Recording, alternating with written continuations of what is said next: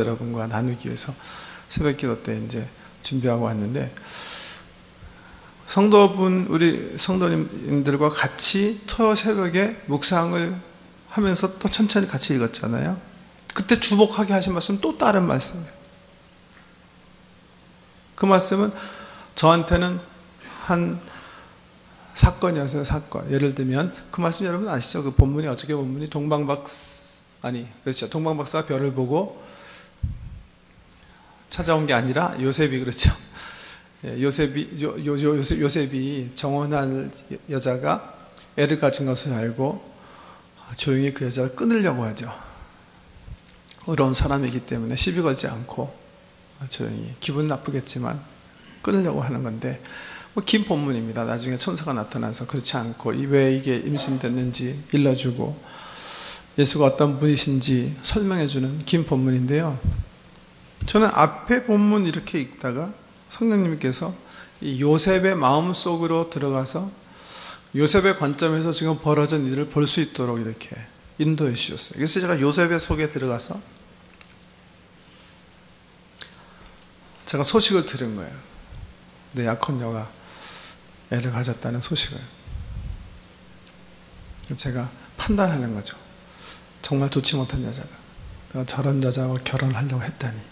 근데 그 생각이 변하잖아요. 성령님께서 일러주셔가지고 그게 아니었구나, 내가 잘못 판단한 거였구나, 저 속에서 성령님께서 역사하셨구나. 그 부분인데요, 그 부분을 성령님께서 묵상하게 하셨는데, 요셉 속에 들어가서 그 사건을 경험하고 나서 제가 묵상하는 거예요. 그 다음에 성령님께서 이걸 통해서 뭘 얘기하시는가. 저한테는 이랬어요. 제 주변에 지금요, 제 이성으로는 이해되지 않는, 제 상식으로 이해되지 않는 그런 분들이 있으세요. 마치 요셉이 마리아를 바라보는 것처럼 그래서 내가 판단한 그런 사람들. 근데 성령님께서 그렇게 얘기해 주신 게 전 깨달음으로 다가왔어요. 그 속에서 성령님께서 역사하고 계시고 일하고 계시다는 거죠. 판단하지 말자. 내 지성으로는, 내 이성으로는 이해되지 않지만, 내 상식으로 이해되지 않지만 성령님께서 그 안에 역사하고 계신다는 것을 그냥 인정하자. 그냥 믿자. 그래서 제가 오라시오 그렇게 고백한 거예요. 주님, 그분들 속에서 성령님께서 역사하고 계심을 인정합니다. 저는 제 작은 이성과 지식, 마음으로 이해하지 못하지만 성령님께서 그 속에 계시기 때문에 그분들 삶 속에서 진행되는 모든 것들이 성령님의 일이신 것을 인정합니다. 저의 오라시오, 저의 기도예요.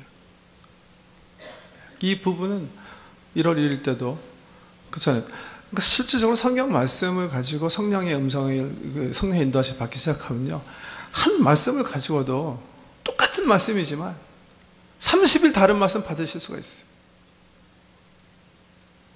이 성령의 언어가 그렇게 귀한 겁니다, 여러분. 그러니까 아브라함 헤셜이 그렇게 얘기하는 거예요. 전체적 하나를 대할 때도 하나님 대하는 것처럼 거룩한 마음을 가지고 대하라. 여러분 스스로 성경을 해석하려고 너무 노력하지 마세요. 분석하려고 하지도 마세요. 분석도 필요합니다. 해석도 필요하죠, 초기 단계에서. 근데 오히려 성경이 여러분을 읽게 하세요. 읽게 하세요. 그게 묵상의 단계입니다. 지금 두 번째 말씀드린 거죠? 두 번째.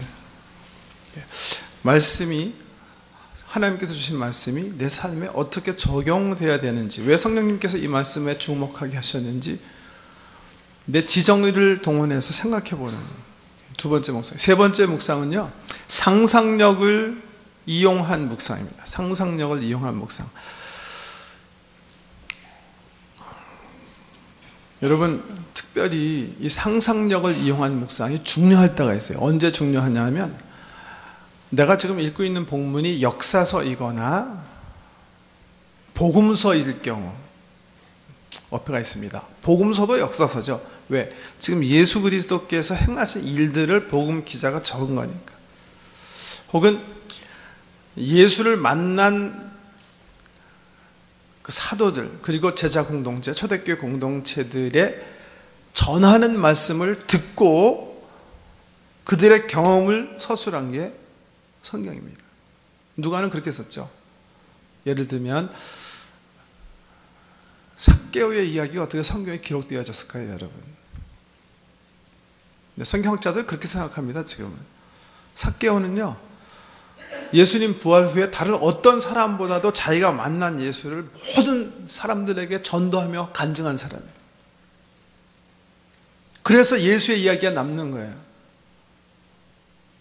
어떻게 바델로메의 이야기가 나고 소경된 사람이 눈난 이야기가 어떻게 이렇게 자세히 기록이 됩니까? 그 사람들과 초대교회 증인들이었어요. 이 복음이 쓰여지기 전에 그 사람들과 돌아다니면서 자기가 만난 예수 그리스도, 그분의 능력, 그리고 그분의 죽으심 살아계심을 증거합니다. 소위 말하는 복음의 첫 증인들, 전령들입니다. 옛날에는 복음이 이렇게 글로 써 있지 않았어요. 사람들이 있었습니다. 생명을 걸고 증거한. 삭개오가 그런 중에 한 사람이고 바벨로메가 그런 사람이 한 중, 예수님의 제자들이 그런 사람 중에 한 사람.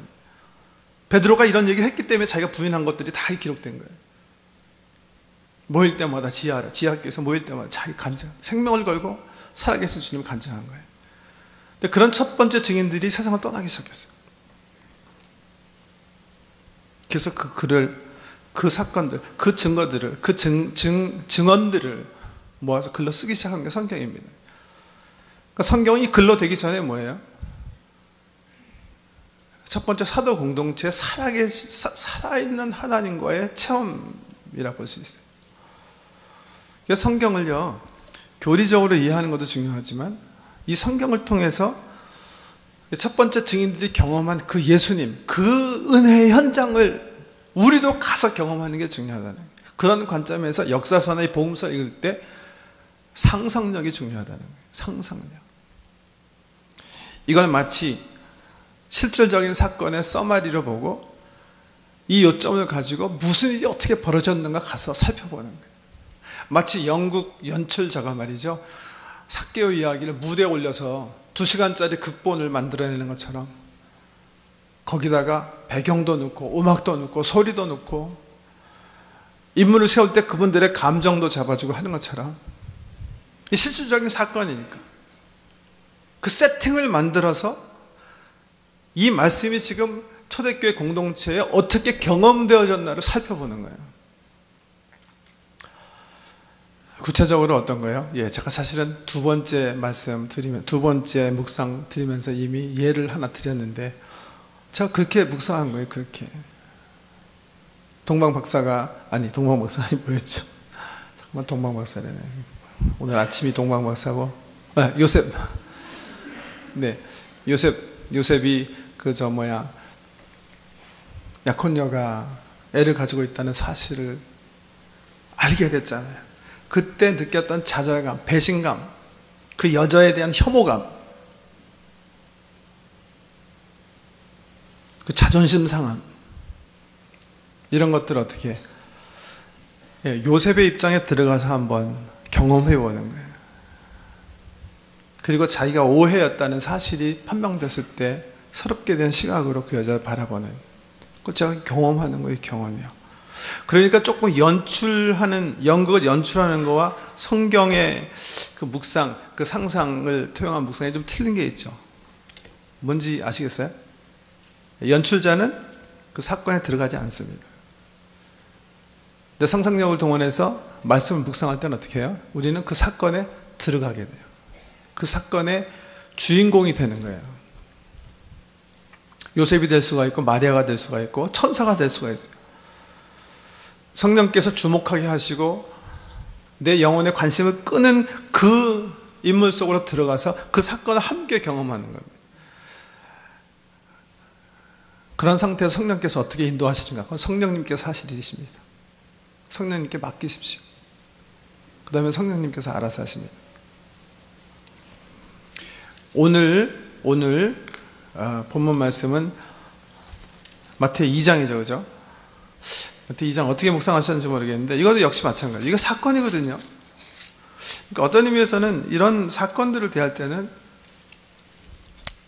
이런 상상력을 동원한 묵상이 참 우리에게 유익할 때가 있습니다. 성령님께서 이런 걸 통해서 많이 말씀하시게 됩니다. 여기 보면 이를테면 근데 제가 왜 복잡하다고 그랬냐면 1절 말씀부터 12절까지인데 세팅이 너무 많아요. 이거는 사실은 보통 세팅이 한 장면인데 이렇게 세트가 하나 있으면 영국의 세팅 있죠. 배경이 하나면 좋겠는데 이건 보니까 너무 많아요. 제가 이렇게 보니까 예를 들면 동방 박사가 즉 페르시아에 살고 있는데 이상한 별이 나타났어요. 그 별을 보고서 정말 이거 우리를 통치하실 왕이 나셨다. 틀림없다. 가자. 사람들